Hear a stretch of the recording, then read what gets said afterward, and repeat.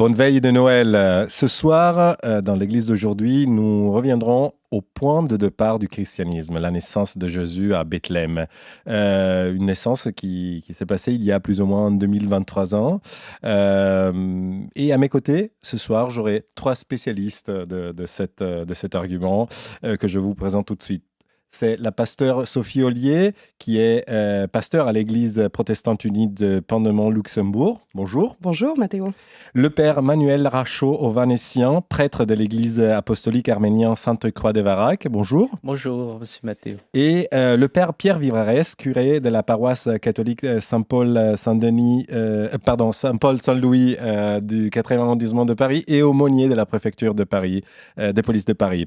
Bonjour, bienvenue. Bonjour Mathéo. Alors, cher pasteur Ollier, je commence avec vous parce que ladies first. Pourquoi les chrétiens fêtent Noël déjà? C'est quand même, l'un des événements fondateurs, c'est-à-dire, Dieu qui rejoint l'humain dans toute son humanité à travers, cet enfant Jésus, qui met sa parole, dans cette chair pour venir nous parler, directement et c'est par là que nous après toute notre foi est basée sur cette parole, ce Christ, qui plus tard, mort et ressuscité, mais donc c'est le point d'ancrage de départ, ce Dieu qui nous rejoint, qui vient à notre rencontre pour vivre cette humanité avec nous aussi pleinement. Donc je pense qu'il y a quelque chose d'extrêmement fort là-dedans, de se sentir, proche de quelque chose qu'on a tous vécu, en fait, toutes et tous vécu, c'est-à-dire la naissance et je pense que c'est un moment qui est purement joyeux, les temps de naissance. Donc c'est double part. Père Vivarès, on dit souvent que Noël est un moment d'espoir, dans lequel on peut penser positivement justement, mais on risque pas de tomber dans le piège du pays des bisounours, si on peut dire? Compte tenu de l'actualité, avoir une bonne nouvelle, c'est toujours bon à prendre. Ouais. Et une naissance, c'est toujours une joie. Et je pense qu'en fêtant Noël, on fête cette joie d'une nouvelle naissance qui est toujours une promesse. Un enfant qui naît, c'est une promesse de vie qui se donne à voir. Et la naissance de Jésus, c'est ce qui était caché qui se donne à voir aussi.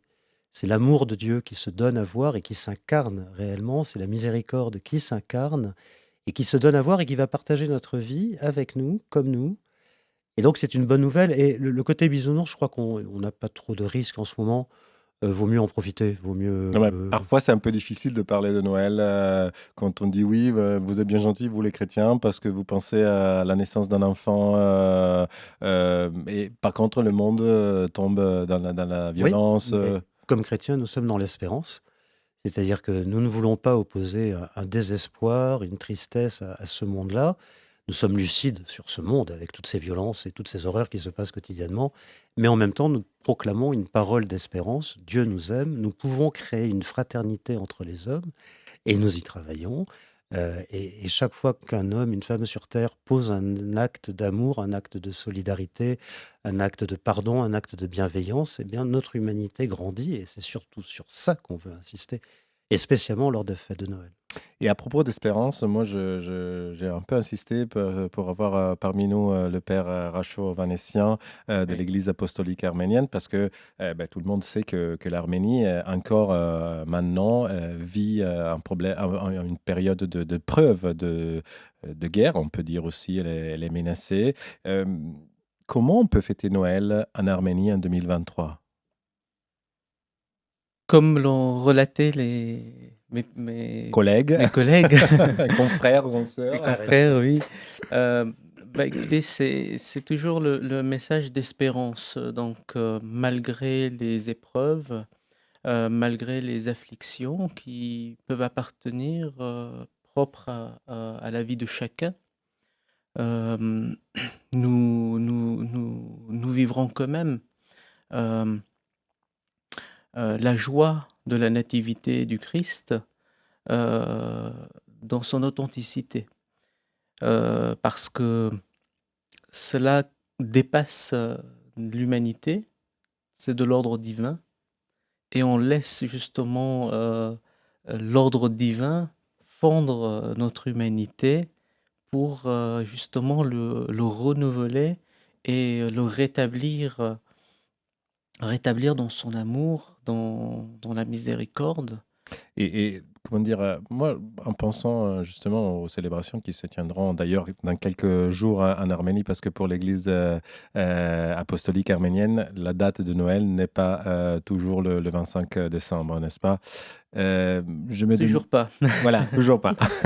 Je me demandais, bah, quand même, c'est une preuve d'espérance, justement, ce qu'on disait tout à l'heure, le fait de dire, ça fait 2000 ans quand même presque en Arménie, parce que c'est le premier pays qui est devenu chrétien dans l'histoire, que qu'on parle du Christ.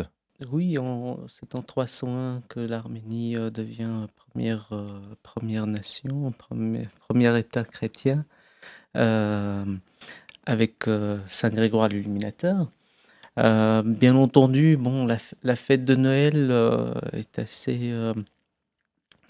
C'est une fête qui sera établie plus tardivement. Bien entendu, les chrétiens fêtent avant tout Pâques, Exactement. c'est-à-dire la résurrection, la joie de la résurrection du Christ. C'est plus tard que sera instaurée la fête de De la la naissance. nativité, de De la la naissance du Christ. Mais en tout cas, les Arméniens se sont arrêtés sur la date du 6 janvier, qui était l'une des dates établies en premier lieu, qui a subi par la suite des changements.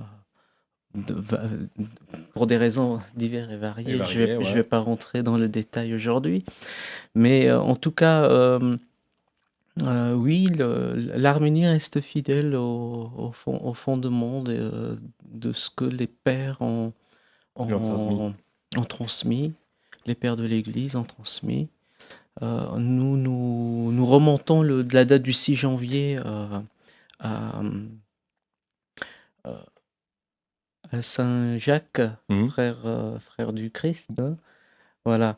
Donc, cette date remonterait à, À cette, mmh, à, à cette figure à cette figure du Nouveau Testament.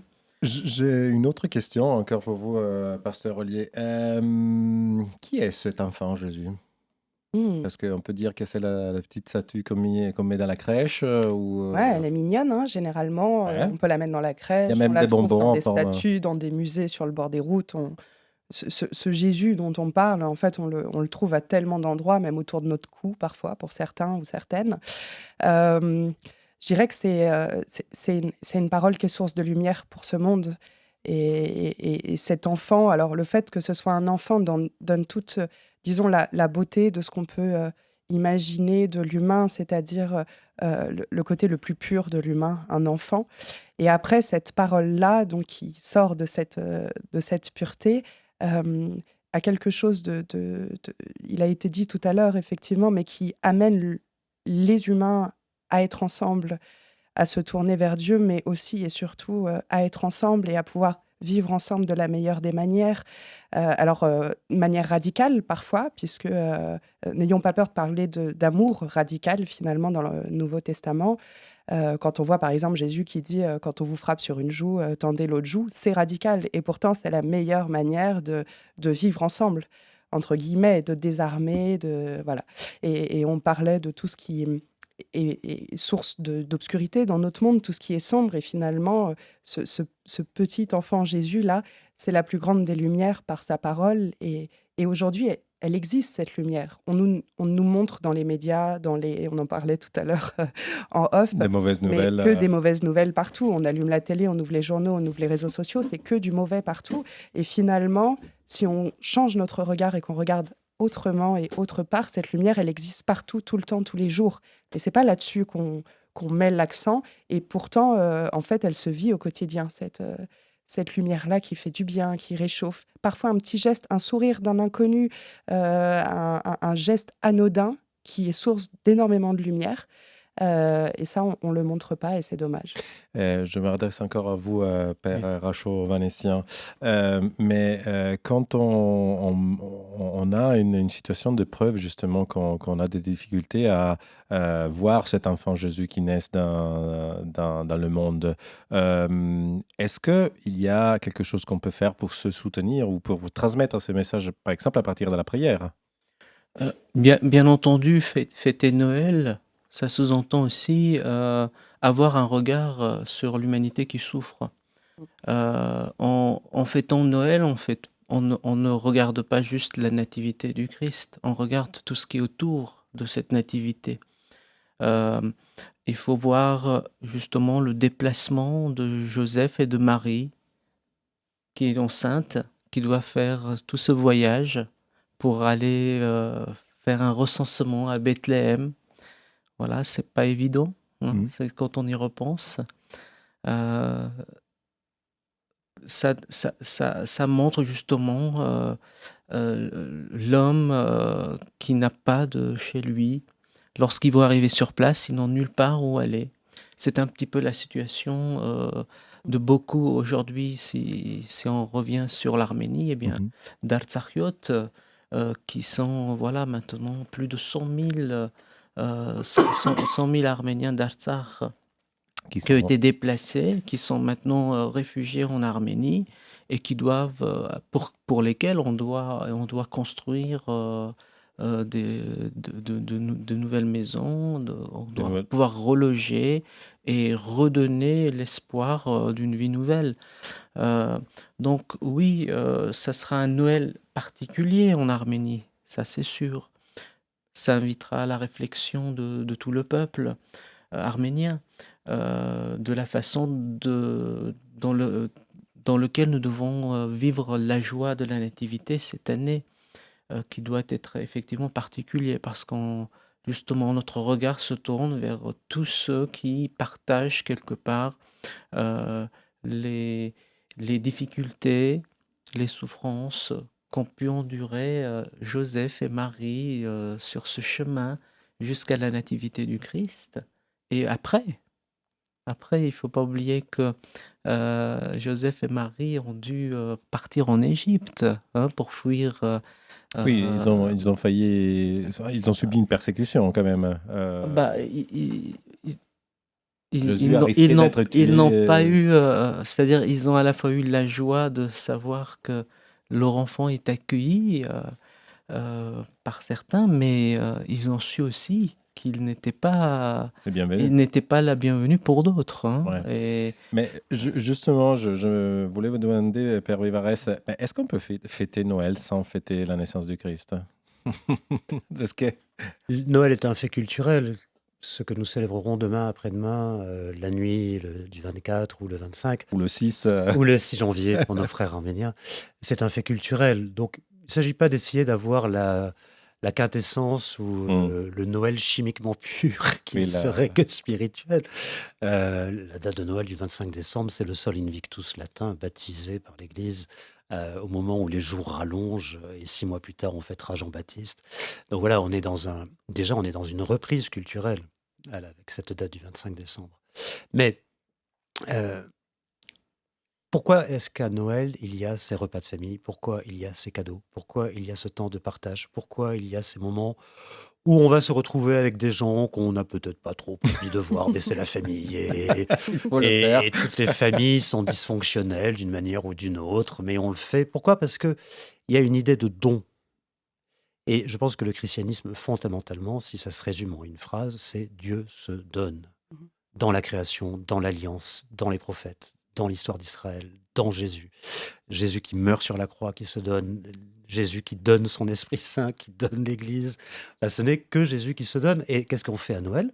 On se donne les uns aux autres, on se donne des cadeaux.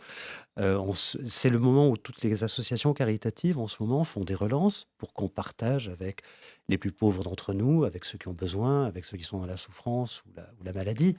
Donc on est dans cette idée du don profondément. Et même si on ne fête pas Noël spirituellement en allant à la messe, au culte, à l'office, on est quand même dans cette idée du don.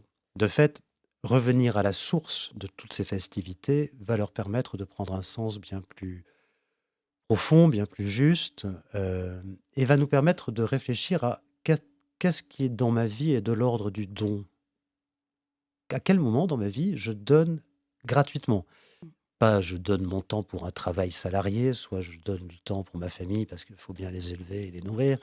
Mais quand est-ce que je donne pour le simple plaisir de donner? Et c'est ce que Dieu fait à Noël finalement. Il donne pour le plaisir de donner et il nous pose cette question: «Et toi, quand est-ce que tu donnes pour le plaisir de donner, gratuitement?» Et c'est Et cette idée des cadeaux qu'il y a derrière, en fait.